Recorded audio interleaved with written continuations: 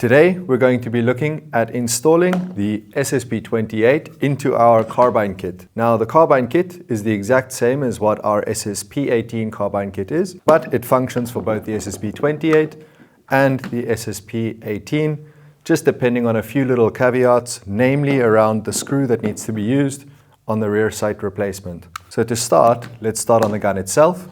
We can set aside the Carbine kit. First we'll have to remove the rear sight. So to do this, we can open up the slide, pull it to the rearward position. You will need an Allen bit for the correct size of the screw. Now here you will see that there are two screws, a rearward one and one that's slightly forward. So we're going to be replacing the one that's slightly forward, closer to the pistol body itself. So to do this, we'll just undo that, while at the same time securing the rear sight with our index finger. So pull the slide to the rear, index finger on top of the sight, and then we can just undo that screw. Once the screw is out, you'll notice that the screw is slightly different to a normal machine screw, and that's because the rear sight on the SSP28 is made of plastic. We will replace it with an aluminium rear sight replacement that'll house the charging handles once we're fully assembled. Now this screw does not function with this rear sight replacement. For this, we'll need a little machine screw, and for that, we've already provided the machine screw inside of the box with your SSP28. If it is not inside the box with the SSP28, it will be provided with the Carbine kit. So now our rear sight comes out. We'll replace it then with this little rear sight replacement, securing it with our index finger, again turning the gun around, and then we can take this longer 12mm screw and pop it into place, and then we just tighten it down all the way.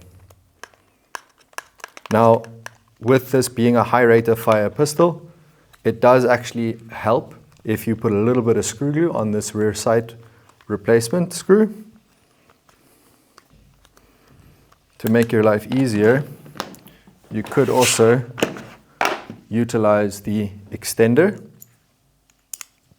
to get past this rear grip.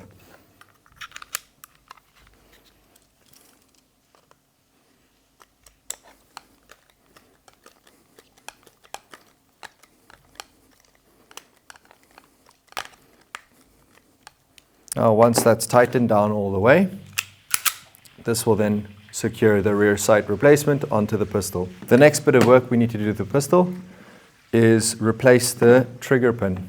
Now to do this, it usually punches out from left to right. So we'll just take this replacement pin, which is threaded on the inside, and punch out this pin. To do so, it might be useful to put it on the side of a table. However, you can also do it by placing it on top of something, like the toolkit itself.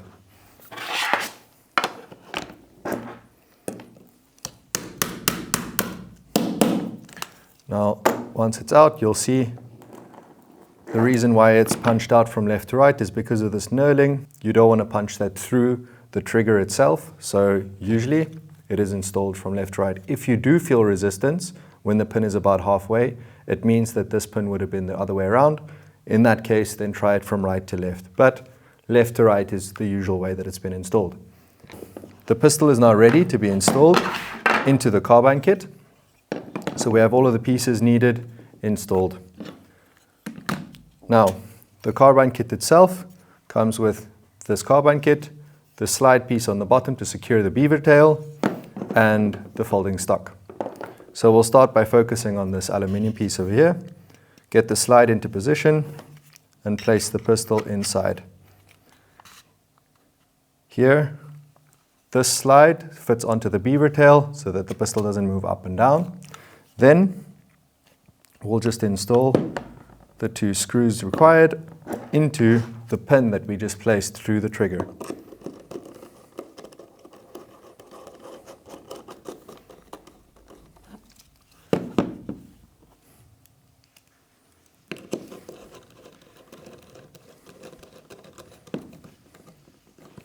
And once that's tightened down, again, if need be, you can use a little bit of screw glue. However, this isn't such a heavy moving part, so it shouldn't require any screw glue. Now the pistol's in, we can install the charging handles. We'll have to change out the little Allen bit because it's slightly larger than the other pieces. And we can tighten down the charging handles. Here it's optional. You can have one charging handle on the left and or the right, or you can run both at the same time. It's completely up to user preference.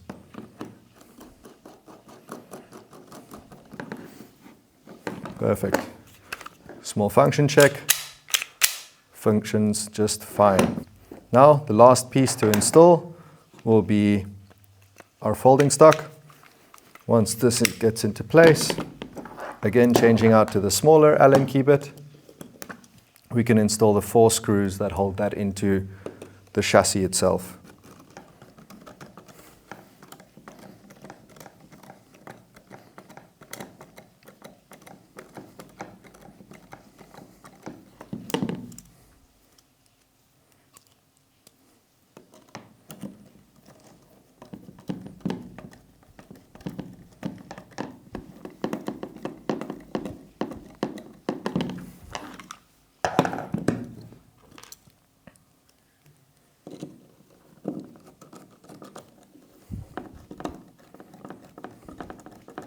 Now with the first installation, you might feel a little bit of resistance because the threads are actually being cut by the screw itself into the plastic of the folding stock. However, this is completely normal. Just with an even pressure, you can cut those threads in. There'll be no massive resistance, but you might feel a little bit. Now, you'll see on the bottom of this folding stock, I've included a little lanyard loop. This does not come as standard. However, the hole is there as standard for you to put a loop through in case you wanted to put this onto a sling.